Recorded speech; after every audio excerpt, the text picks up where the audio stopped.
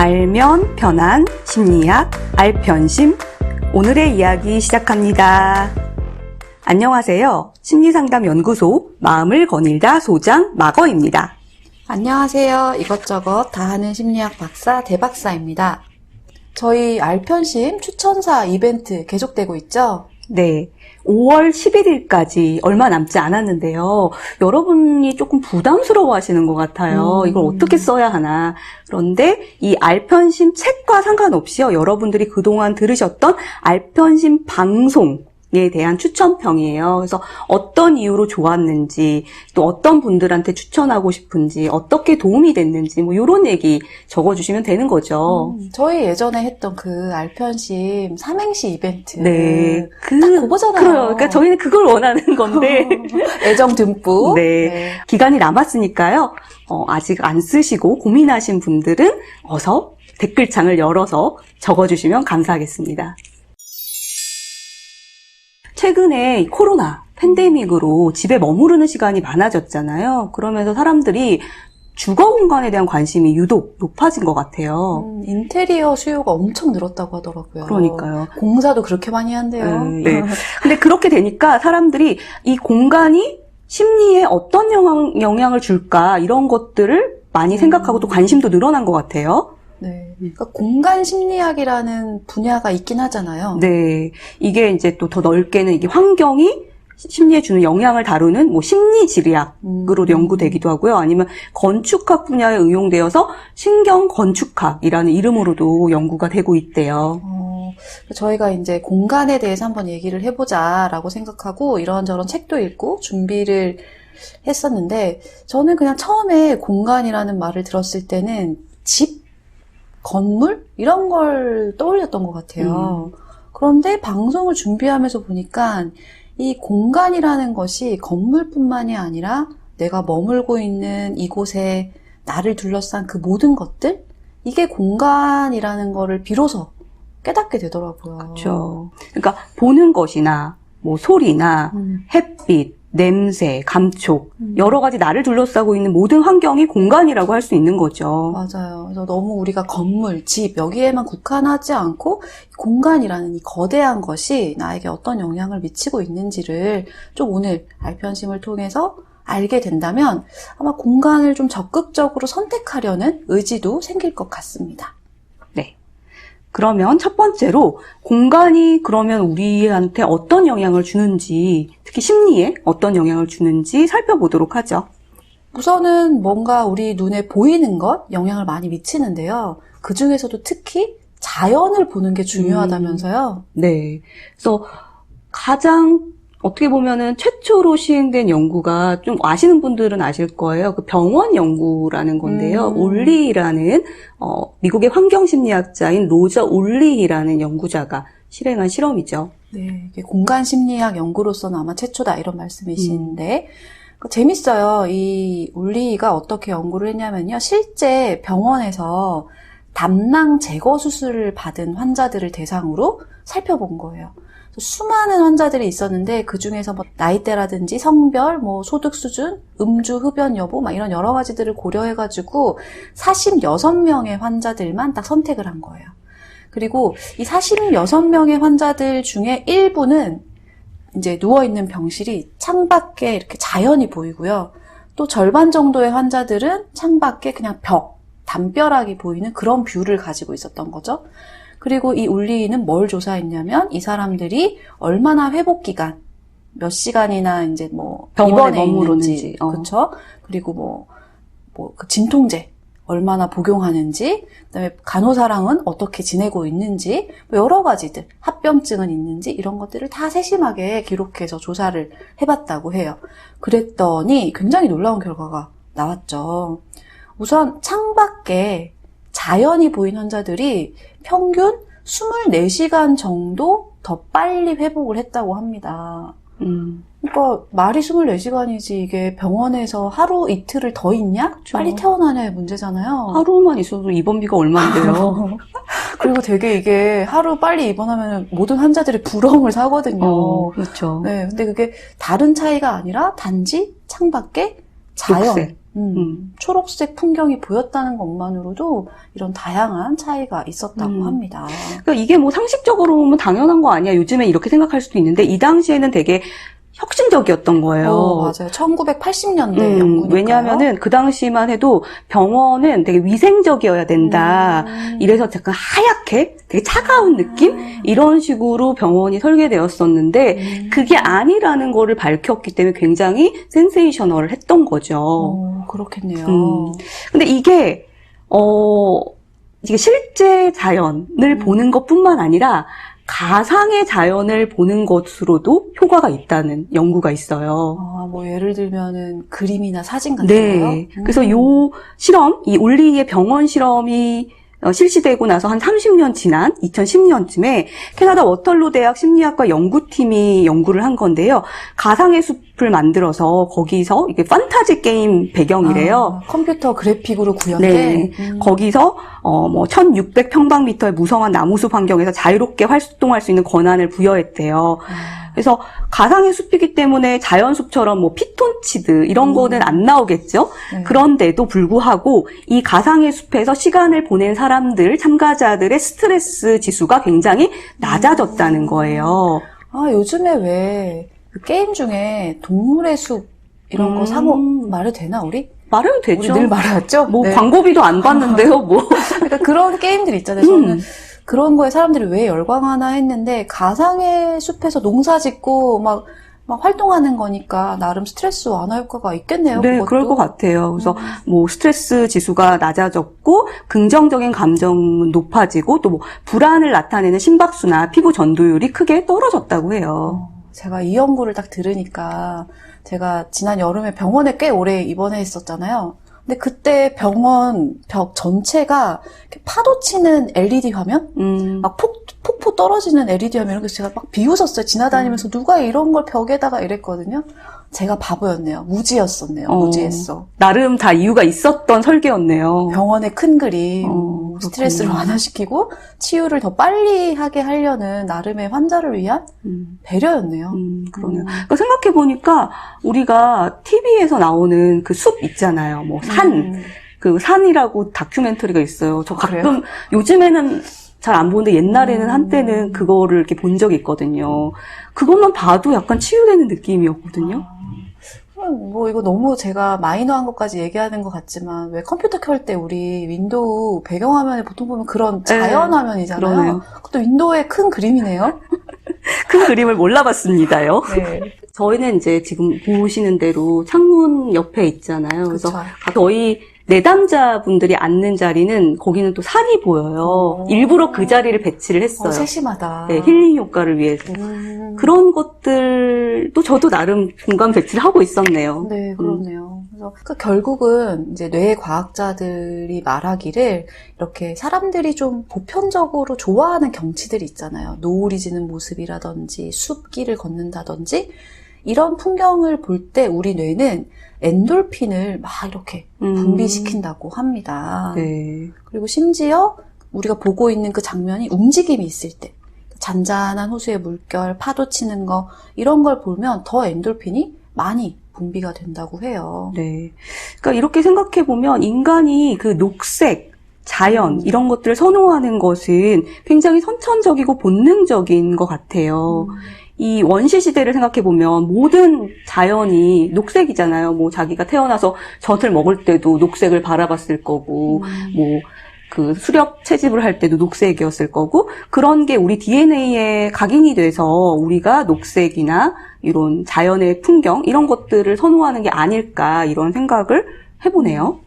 그럼 이제 우리 알편심 청취자분들 지금 앉아 계신 그 시선이 어디에 머무는지 내 시선이 닿는 곳에 자연을 느낄 수 있는 그 무엇이라도 있는지 한번 살펴보시면 좋겠네요. 뭐 나가서 걷고 이런 것도 좋긴 한데 그게 조금 여의치 않을 때는 좀 밖에 넓은 먼 풍경을 바라보는 것도 잠시나마 바라보는 것도 도움이 될 것 같아요.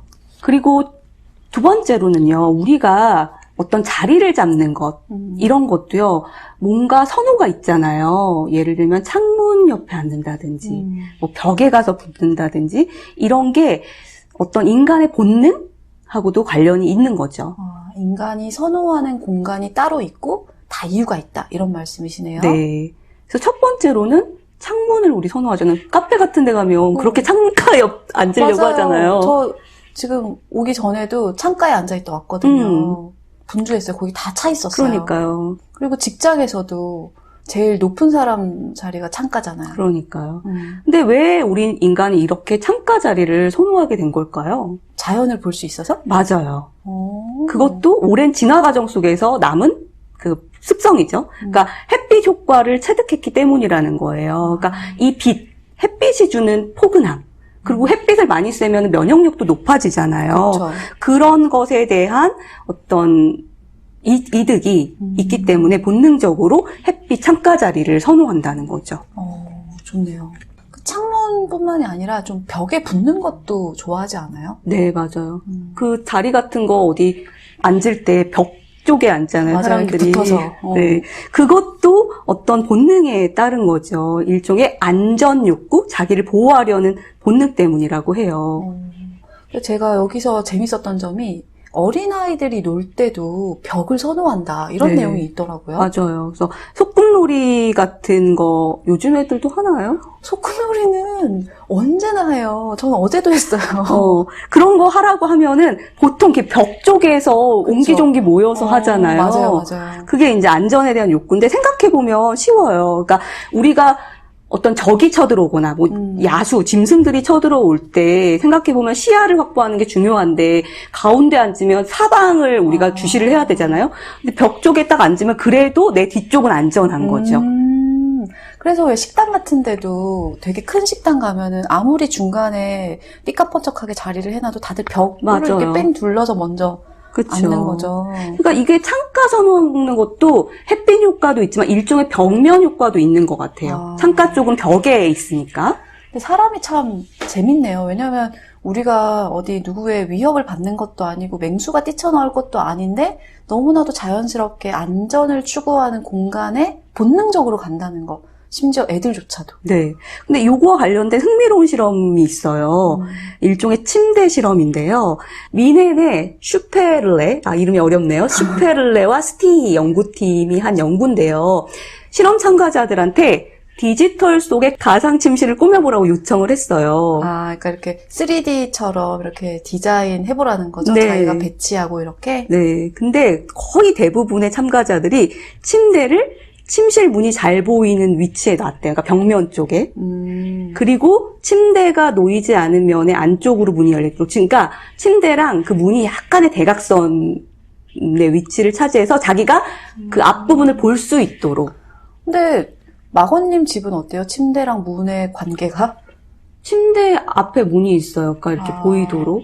저는 딱 요건 것 같거든요. 그 침대랑 문이 대각선으로 되어 있어서 제가 누워 있어도 누가 들어오는지는 보이게끔 네. 그렇게 되어 있는 것 같은데 대부분 그렇게 한다는 거죠. 구조상. 그리고 침대를 가운데 놓는 사람은 없잖아요. 벽 쪽에 붙이잖아요. 네. 그리고 문에서 좀 멀리 떨어지게 해놓잖아요. 많은 경우. 그게 다 안전을 추구하는 그렇죠. 인간의 본능. 그러니까 침입에 대비한 심리라는 거예요. 아무리 문 잠그고 굉장히 안전하잖아요. 요즘 집은. 그럼에도 불구하고 그 원시의 시대 때 적에게 또는 맹수에게 침범을 받을까봐 걱정하면서 자는 그 시간에 대비하는 그런 모습? 그래서 왜 집 같은 거 인테리어 할 때도 침대 들여놓을 벽이 딱 없으면 너무 불안하잖아요. 이렇게 막 창문이나 문이 없는 그런 평평한 벽이 분명히 있어야 침대를 붙일 텐데 그게 없으면 맞아. 뭔가 제대로 지어진 집이 아닌 것 같고 그랬던 것 같아요. 네. 그러니까 자기를 보호하려는 본능이 이렇게 크다는 거죠. 그뿐만이 아니죠.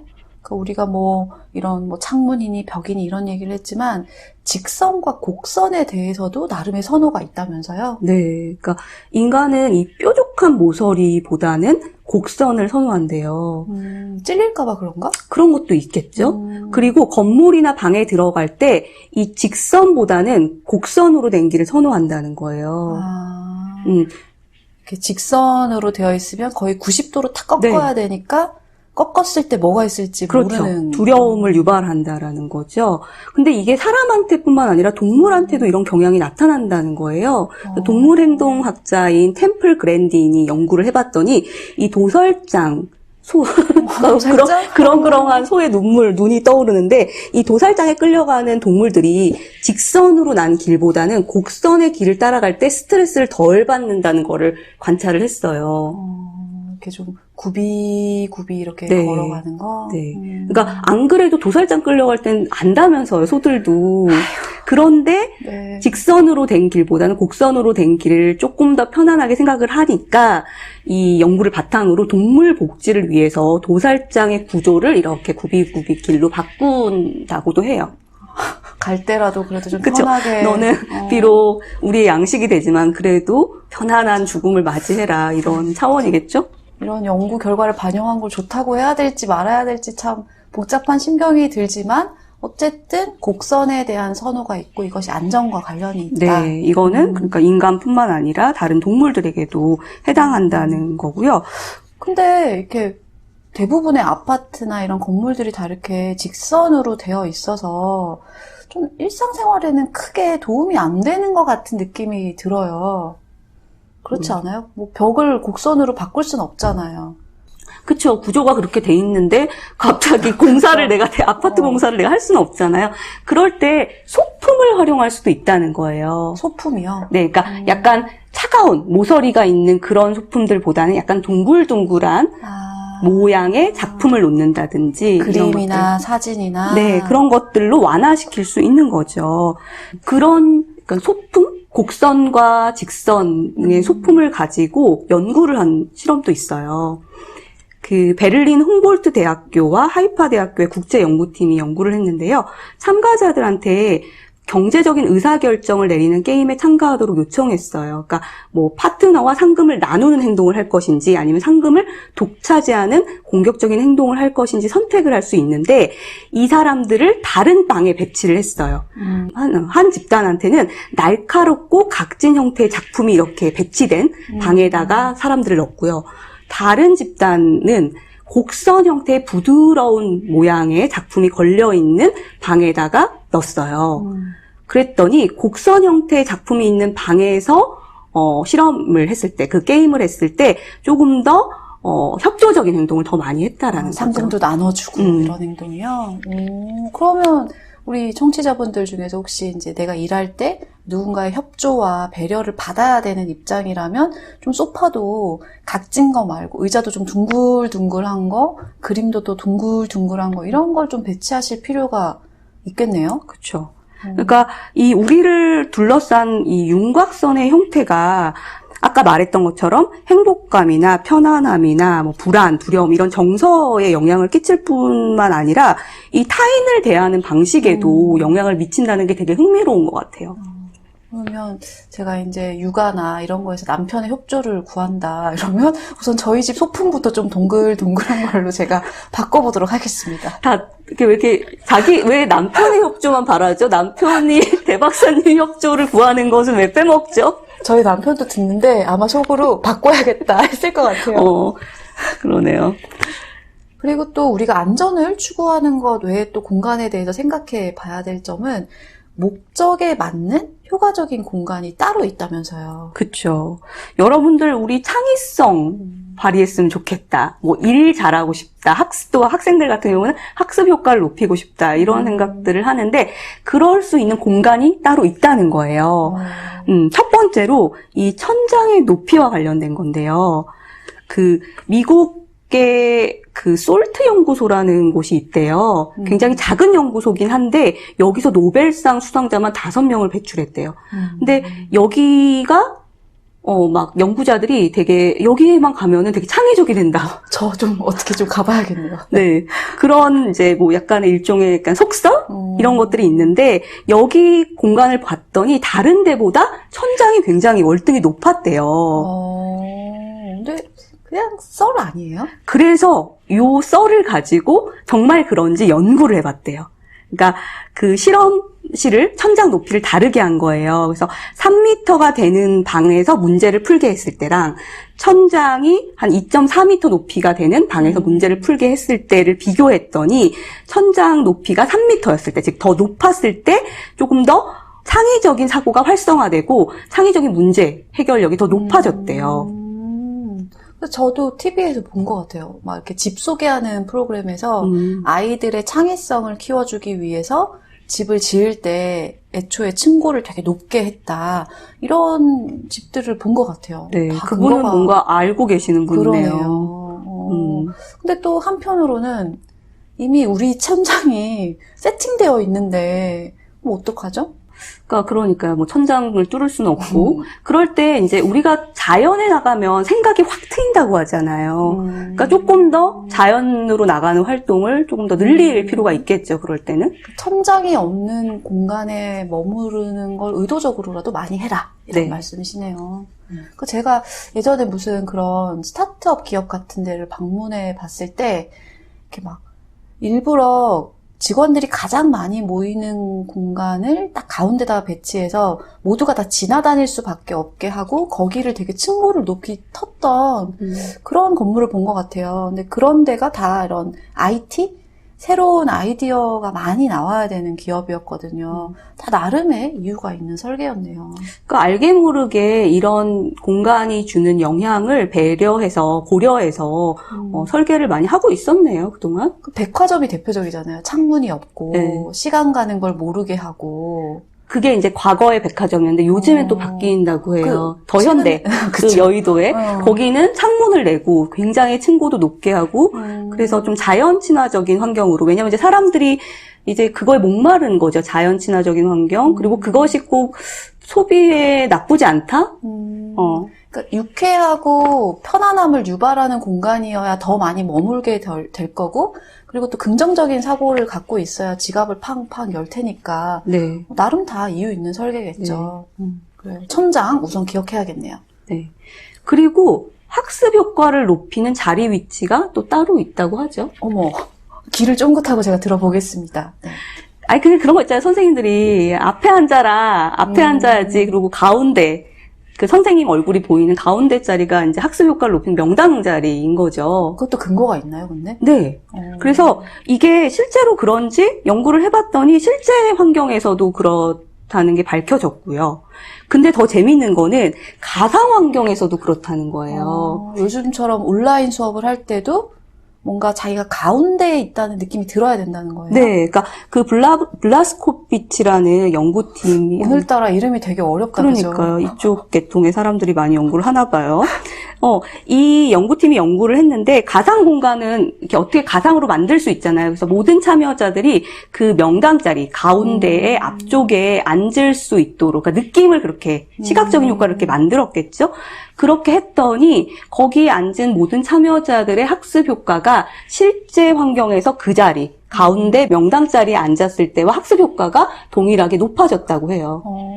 그러니까 지금 각 학교에서 온라인 수업이 장기화되고 뭔가 새로운 플랫폼을 개발해야 된다 이런 요구가 많은데 꼭 참고했으면 좋겠네요. 네, 자리 배치를 그런 식으로 가상으로 만들 수 있다는 거죠. 네. 그리고 우리 정서, 즐거움이나 활기참 이런 것들을 유발하는 공간의 배치도 또 따로 있죠. 그래요? 인간은 되게 권태, 지루함을 경험할 때 스트레스가 높아지고 막 충동성이 높아지고 부적응적인 위험 추구 행동이 높아지는 경향이 보이잖아요. 그렇죠. 다 때려 부수고 싶고 막 네, 그렇게 답답하고. 되죠. 그런데 이것도 약간 이제 원시 시대부터 남은 그런 본능적인 거죠. 그렇구나. 원시 시대에 진짜 살아본 적도 없는데 자꾸 거기에 영향을 받는다는 게 너무 신기하기도 하면서 참 재밌네요. 생각해보면은 이 현대 문명의 기간보다 그 원시 시대 때 기간이 훨씬 더 긴 거죠. 그러니까 우리 DNA에 남아있을 수밖에 없겠죠. 근데 그때부터 인간은 밖에 막 수렵 채집 활동을 하면서 정보를 탐색하고 막 새로운 걸 추구하고 그러다 보니까 감각적으로 다양성을 추구하는 그런 활동들을 많이 해왔고 그런 습성이 남아있을 거잖아요. 그렇기 때문에 이 도시 환경도 그런 즐거움, 감각 다양성을 추구할 수 있는 그런 환경으로 만들어야 된다는 거죠. 근데 도시라는 것이 사실은 다 똑같은 풍경이고 네. 이 길이 그 길 같고 좀 그렇지 않나요? 그렇죠. 그래서 그 워털루대의 인지신경학자인 콜린 앨러드가 도시 걷기 실험을 한번 해봤대요. 그래서 참가자들한테 이 피부 전도, 뭐 땀이나 이런 뭐 혈류량, 그리고 혈압 이런 것들을 측정할 수 있는 팔찌를 끼우게 하고 걷게 시켰어요.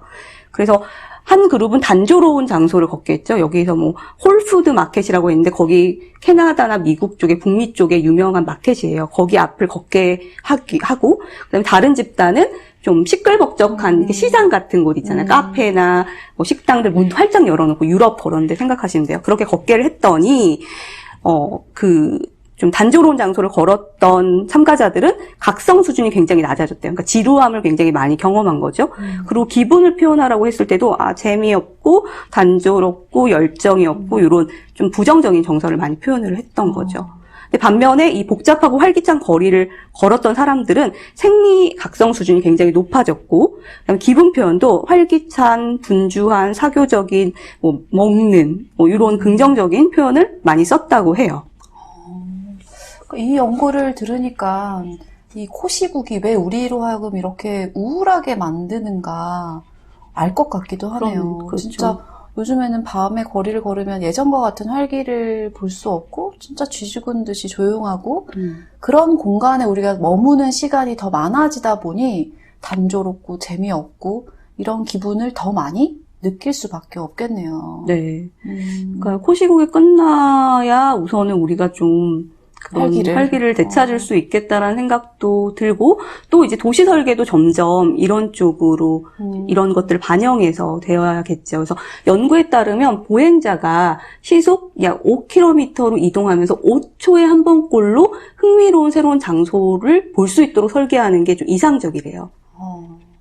그러니까 어떻게 보면 우리가 아까 말씀하신 것처럼 모르는 사이에 이런 설계에 많이 노출되어 있었을 것이고, 네. 그래서 우리가 좀 더 긍정적인 하루를 살아가게끔 하는 여러 가지 공간이든, 그죠, 건물이든, 심지어 도시든, 이런 설계들이 많이 반영되고 있었을 것인데, 네. 사실 인지하면서 살진 않잖아요. 그쵸. 내가 이 거리를 걷고 있기 때문에 우울해진다거나, 여길 봤기 때문에 행복해졌다거나, 이런 인과관계를 우리가 생각하지 않는데, 아주 사소한 시각적인 자극이든 냄새든 이런 것들이 지금 이 순간 나의 기분과 창의성과 막 이런 것들을 영향을 미치고 있다는 걸 우리가 이제 알게 됐으니 네. 내가 어떤 공간에 머물 것인지를 좀 더 적극적으로 선택해야겠네요. 네. 발걸음 닿는 대로 가는 게 그렇죠. 아니라. 그러니까 예를 들면은 우리가 출퇴근할 때 똑같은 길만 걷잖아요.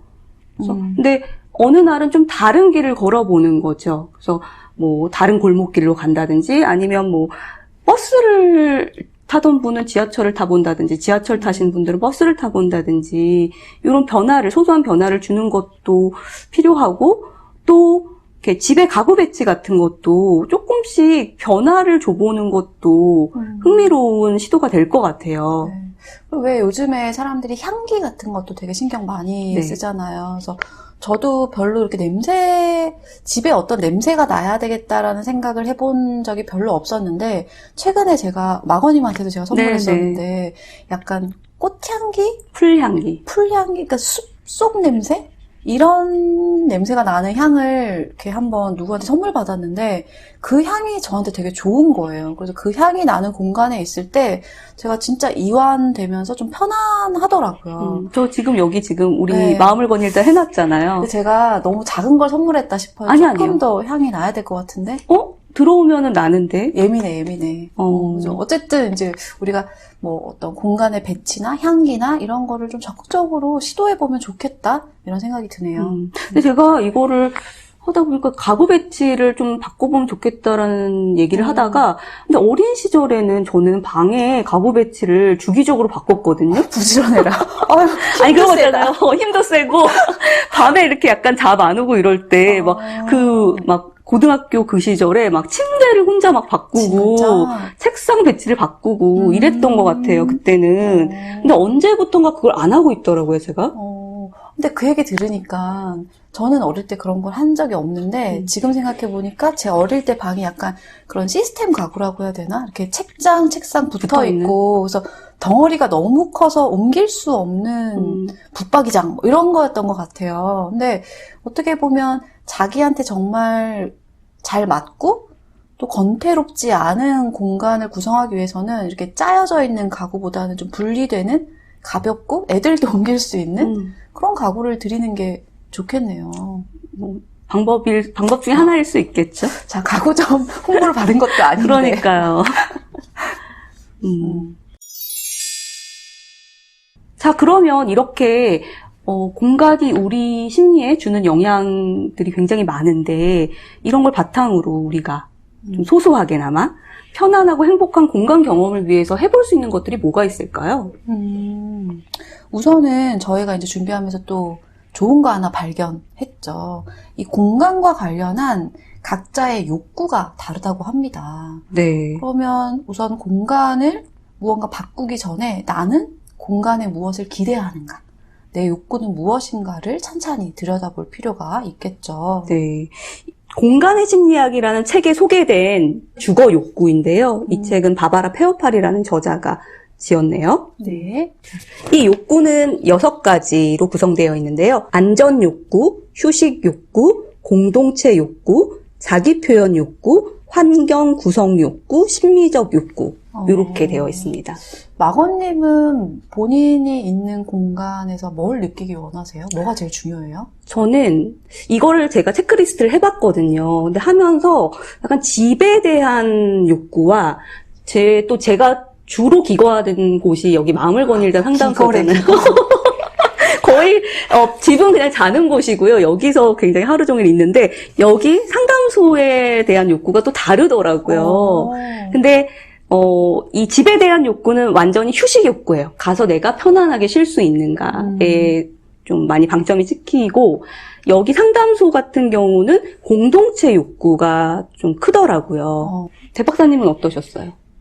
저는 반성을 또 많이 했는데 제가 늘 체크리스트 하고 나면 반성 모드가 되잖아요. 그래서 저의 실제 욕구는 안전 욕구에 가까운데 저는 이거 하면서 대 박사님 분명히 안전 욕구라고 할 거라고 생각했어요. 겁이 많잖아요. 네, 안전 욕구인데 근데 집을 꾸미고 공간을 만들어 놓은 거 보면 약간 공동체 욕구나 자기 표현 욕구 쪽에 더 많이 치중해 있었던 것 같아요. 그러니까 실제 제 욕구를 충족시키지 않는 공간에 제가 머물고 있었다 이런 생각이 많이 들더라고요. 그러니까 저도 그래요. 그러니까 휴식 욕구를 굉장히 추구하면서 집은 좀 휴식과 좀 거리가 멀게 또 꾸며놨더라 이런 자각을 했거든요. 우선 그러면 체크리스트를 한번 소개해 볼까요? 반성할 준비들 하시고. 네. 그리고 이거는 예, 아니요로 구성되어 있는데요. 어떤 욕구에 예가 좀 더 많은지 약간 이게 또 그러니까 명료하게 척도는 아니에요. 그렇지만 그냥 내가 이런 욕구가 있구나 좀 생각하시면서 체크해 보시면 좋을 것 같아요. 안전 욕구 한번 소개해 보시겠어요? 내 거니까. 집은 나의 안전한 동굴이었으면 좋겠다. 밖이 어두워지자마자 커튼을 닫거나 블라인드를 내린다. 밖에서 누군가가 집안을 들여다보는 게 너무 불편하기 때문이다. 애완동물과 함께 살고 있다.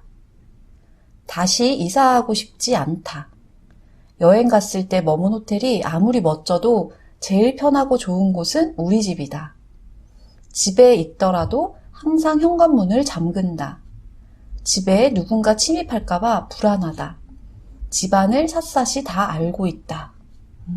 몇 개 정도 나오셨어요, 예스가? 저는 애완동물과 함께 사는 것 빼고 다 해요. 하나, 둘, 셋, 넷, 다섯, 여섯, 7개? 근데 집안을 샅샅이 다 알고 있다. 이것도 조금 아닌 쪽인데, 무서워서 샅샅이 보지 않죠. 차라리 모르는 게 속 편해. 그러니까 이 안전 욕구는 사실 어떤 게 더 높다 하더라도 이 모든 욕구는 다 누구에게 있는 것 같아요. 그렇죠. 저도 안전 욕구가 낮지는 않았거든요. 예스가 4개 나왔거든요. 그러니까 4개? 4개는 적은 건가요? 어쨌든 그렇습니다. 그래서 여러분들 중에서 안전 욕구는 어느 정도인지 체크해 보시면 좋을 것 같고요. 그다음 휴식 욕구 한번 볼까요? 집에 들어서자마자 문을 닫는 순간이 가장 좋다. 집에 혼자 있는 것을 좋아한다. 집에 손님용 공간과 사적 공간을 철저하게 구분해 놓았다. 집에는 추억이 깃든 물건들이 많다. 집에 낯선 사람들이 있는 걸 좋아하지 않는다. 내가 휴식을 취할 수 있는 최고의 장소는 우리 집이다. 우리 집이 어떻게 생겼는지 다른 사람들이 관여할 문제가 아니다. 소음에 민감하다. 가령 외국에 나가게 되어 오랫동안 집을 비우게 되더라도 다른 사람에게 새를 놓을 생각이 없다. 저는 한 4개 정도? 저는 5개 정도였어요. 네. 집에 대해선. 근데 약간 안전하고 조금 섞여 있죠. 맞아요. 이게 휴식이. 네, 그렇더라고요. 휴식이라는 게 본질적으로 안전해야 그렇죠. 휴식을 취할 수 있으니까 네. 조금 연결될 것 같기는 하네요. 다음은 공동체 욕구인데요. 소개해 주시죠. 그러니까 쉽게 말하면 어울리고 싶다 이거죠. 네. 공간에서 읽어드릴게요. 가끔 집에서 파티를 열거나 적어도 그러고 싶은 마음이 있다. 가족과 함께 점심 또는 저녁 식사를 하는 걸 매우 중요하게 생각한다. 집에 친구들이 자주 놀러 온다. 나는 사교적인 사람이다. 집에 손님을 초대하는 걸 좋아한다. 집에 활기가 넘치는 것이 좋다. 갑작스러운 손님의 방문도 언제든 환영이다. 가장 친한 친구가 집에 놀러 오면 몇 시간씩 수다를 떤다. 어때요? 5개 정도? 공동체 꽤 높아요. 욕구가요? 네. 저는 사실 집에 대해서는 2개 정도였고, 근데 이제 여기 상담소 공간은 공동체 욕구가 높았죠. 참 다르네요, 그죠? 사람마다 공간에 기대하는 것이. 네. 네. 그 다음에 자기 표현 욕구예요. 집이 대표하는 기능도 있어야 한다고 생각한다. 집은 내 개성을 표현하는 장소이다. 현관 밖이나 정원이 정돈되지 않는 것을 싫어한다. 집에 오는 손님들은 내가 인생에서 중요시하는 것이 무엇인지 곧바로 알아차렸으면 좋겠다. 우리 집이 다른 사람들의 마음에도 드는 게 중요하다. 집은 나의 사회적 지위에 어울려야 한다. 집 현관을 꾸미는데 공을 들였다. 이쪽에 좀 약간의 과시도 좀 있고 자기가 어떤 사람인지 드러내는 그런 기능으로 집을 생각하는 경우네요. 저는 하나도 없어요. 저는 2개 정도 있네요. 그러니까 제가 아까 초반에도 말씀드렸잖아요. 그래서 자기 표현 욕구가 그렇게 없는데도 왜 그렇게 남한테 어떻게 보일까를 좀 신경 쓰면서 집을 꾸몄을까? 나한테 편한 소품을 선택하는 게 아니라 왜 요즘에 인기 많은 스타일의 뭐 가구 이런 걸 왜 그렇게 중요하게 생각했을까 이런 의문이 드는 저는 대목이었어요. 욕구가 없는데 그렇게 꾸몄다. 그럼 뭘 위해서 그랬던 거죠? 집에서 집이 나를 표현하는 어떤 수단이 되길보다는 그냥 남들한테 잘 보이려는 그냥 좀 있어 보이고 싶고 뭐 그냥 요즘 감각적인 사람처럼 보이고 싶고 그런 마음이었던 것 같은데 사실 집이 그래야 된다고 생각하냐? 라고 물으면 또 그건 아니거든요. 네. 헛수고였다. 뭐 이런 느낌이 조금 듭니다. 그 다음에 환경 구성에 대한 욕구네요. 읽어주시죠. 가구 위치를 바꾸고 싶은 충동을 자주 느낀다. 집을 보면 내 상태를 알 수 있다. 집을 꾸밀 때 커튼, 식탁보, 침대 커버, 쿠션 등의 색깔을 바꾸는 걸 즐긴다. 호텔에 있으면 그 방을 다르게 꾸며보고 싶은 충동을 느낀다. 나는 창의적인 사람이다. 집을 꾸밀 때 나는 나를 맘껏 발산할 수 있다. 사람들에게 인테리어와 관련된 질문을 자주 받는다. 집은 내가 처한 상황에 따라 변한다. 어떠세요? 1개? 저는 3개 정도 있는 것 같아요. 별로 그렇게 높지는 않은 것 같은데. 가구 위치를 바꾸고 싶은 충동을 느낀다 해서. 아니에요. 그거는 노라고 했어요. 왜냐하면 요즘에는 그런 적이 없거든요. 어릴 때. 욕구는 바뀌나 봅니다. 그러네요. 그러니까 여기서는 뭐 집을 보면 내 상태를 알 수 있다. 집에 약간 좀 어질러져 있으면은, 내가 요즘에 조금 좀 기분이 다운돼 있구나. 그리고 집이 깨끗하면은, 내 맞아요. 정신 상태가 맑구나. 이런 거 알 수 있고, 저도 마지막에 거기만 체크했어요. 집은 내가 처한 상황에 따라 변한다. 뭐 이런 것도 그런 맥락에서 제가 체크를 했던 것 같아요. 근데 이제 저는 가족이랑 살잖아요. 근데 저는 한번 가구가 딱 세팅이 되면 그냥 냅뒀으면 좋겠어요. 막 이렇게 옮기고 이러는 게 너무 힘들게 저는 느껴지는데, 저랑 같이 사는 사람은 안 그래요. 그래서 막 이렇게 제가 뭐 며칠 집을 비웠다가 돌아오면 막 바뀌어 있고 그런 걸 너무 즐겨요. 그럼 그런 욕구가 있나 보네요. 그러니까요. 환경 구성에 대한 욕구가. 근데 제가 그 욕구를 너무 무시하고 그냥 냅둬라 제발. 좀 조율할 필요가 있겠어요. 혼자만 있는 공간이 아니라면 서로의 욕구를 좀 들여다보고 절충하는 그런 것도 좀 필요하겠네요. 그러니까 이런 체크리스트의 유용함은 내 욕구가 뭐다 이런 것도 있지만 과정에서 알아보는 거 그리고 서로 좀 소통할 수 있는 도구 이런 걸로 활용할 수 있겠네요. 그다음 마지막에 심미적 욕구인데요. 말 그대로 이게 미를 추구하는 거죠. 자, 가구를 살 때 신중하게 선택한다. 늘 아름다운 것들을 찾아다닌다. 일상생활용품도 아름다워야 한다. 집을 꾸밀 때 사소한 것에도 신경을 쓴다. 집은 무엇보다 내 마음에 들어야 한다. 물건의 기능만큼이나 디자인을 중요시한다. 인테리어는 소품 하나부터 가구까지 전체적인 조화를 이루는 것이 중요하다. 아름다운 가구나 그림을 볼 때마다 기분이 좋다. 어머, 저 드디어 이해했어요. 제가 왜 자기 표현 욕구가 그렇게 높지 않은데도 막 그렇게 공들여서 고민했나? 좀 심미적 욕구가 높았던 것 같아요. 네네. 예쁜 거 좋아하고 네. 뭘 하나를 사도 이왕이면 예쁜 걸 사자 주의거든요. 네. 특히 가전 같은 거 고를 때 기능을 안 보고 디자인만 보는 걸로 제가 유명하거든요. 근데 그게 저로 하여금 어떻게 보면 집의 기능보다는 너무 좀 그런 보암직한 것에 집착하게 만드는 요인이었겠네요. 네. 마원님은 꽤 높지 않으세요? 저 심미적 욕구가 저는 되게 골고루 많이 나왔는데 자기 표현 욕구나 뭐 환경 구성은 적게 나온 반면 뭐 휴식, 안전, 뭐 심미적 욕구는 비슷하게 많이 나왔어요. 심미적 욕구는 4개 나왔네요. 그러니까 여러분들도 우선은 공간이라는 것에 우리의 욕구가 담길 수 있다라는 점을 이해하시면 좋겠고, 그렇다면 나에게 필요한 건 난 뭘 채워야 할 것인가, 이런 걸 이 리스트를 통해서 좀 고민을 해보시면 좋겠네요. 네. 그래서 요 리스트를 체크를 하시고 이제 자신에게 하면 좋은 것들이 있어요. 여기 책에 다시 한번 시간을 내어 맛있는 차를 마시면서 다음 질문들에 대해 생각해보자 이렇게 나왔는데 이 질문이 되게 좋더라고요. 같이 한번 읽어볼게요. 내가 가장 중요하게 생각하는 주거 욕구가 지금 살고 있는 집에서 충족되고 있는가? 이거 되게 중요하죠. 아까 대 박사님 말씀하셨던 것처럼 내가 중요하게 생각하는 욕구가 있는데 그거를 충족하는 활동을 안 하고 있었구나. 저도 마찬가지로 아까 휴식이 되게 중요하다고 하면서 휴식할 수 있는 그런 안락하고 편안한 환경을 만들지는 않았던 거예요. 네. 그리고 또 이 질문 다음에는 그 다음으로 중요하게 생각하는 2가지 주거 욕구도 잘 충족되고 있는가. 베스트 3까지는 좀 한번. 그렇죠. 그리고 어떤 욕구들은 서로가 또 연관이 되어 있잖아요. 네. 그런 것들을 생각해 보시면 좋을 것 같고. 그 다음에 충족되고 있다는 것을 어떻게 알 수 있는가.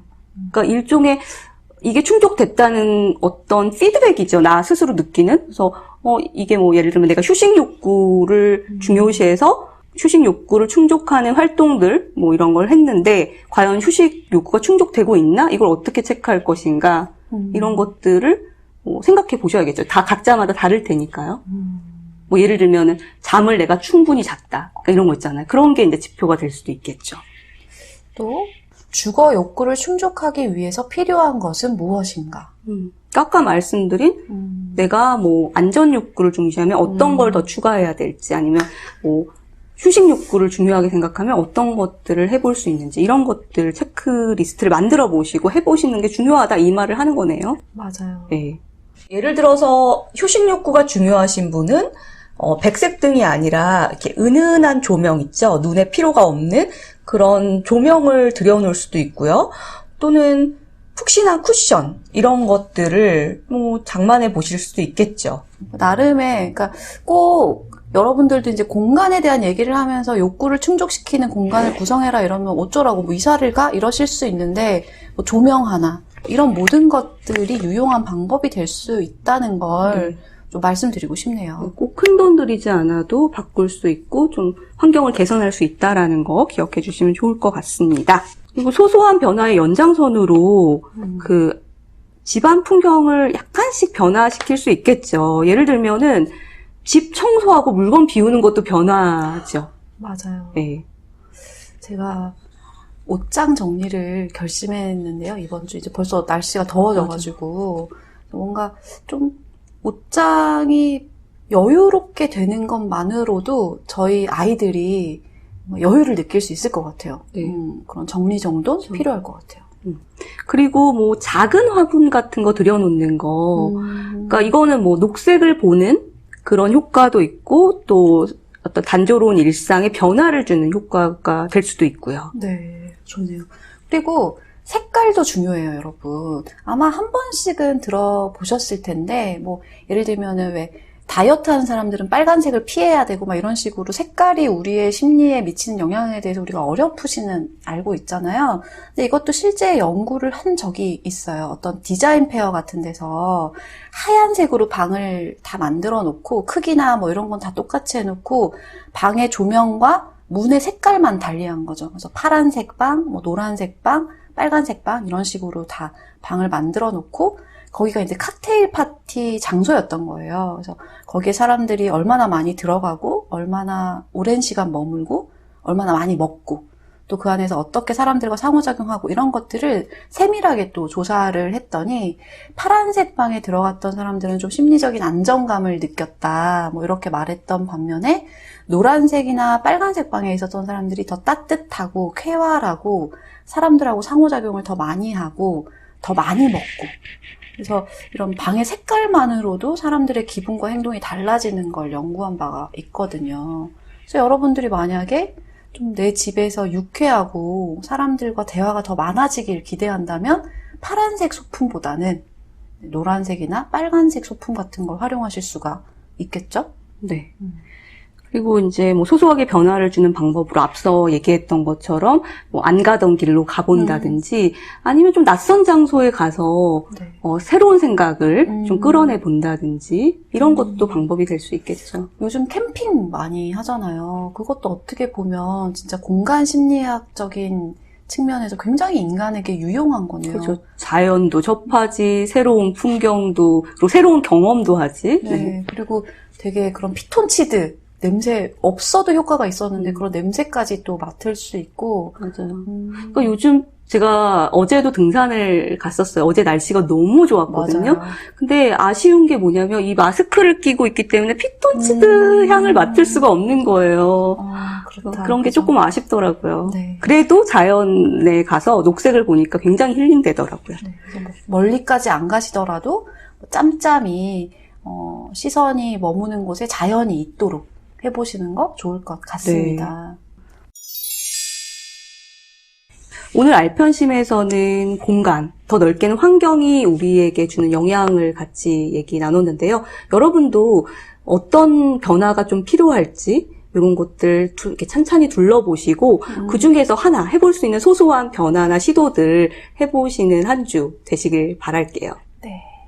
그리고 저희 알편심이 또 새로운 코너를 준비했잖아요. 네. 다음 주에 하죠? 네. 새로운 선생님과 함께 육아 그리고 부모와 관련된 어떤 이야기들을 해보려고 하는데요. 여러분들 궁금하신 점이나 뭐 함께 좀 듣고 싶다 하는 것들 있잖아요. 그런 거 다 남겨주시면 저희가 잘 반영해서 내용을 구성해 보도록 하겠습니다. 그리고 지금 육아를 하고 있지 않은 분들도 아마 자신이 지나온 과정들 그리고 앞으로 살아갈 것들에 대해서 많은 생각을 할 수 있을 것 같아요. 네, 기대하는 마음으로 다음 주에도 뵙도록 하죠. 네. 요즘 날씨가 참 좋아요. 여러분 날씨 좀 만끽하시는 그런 한 주 되시길 바랄게요.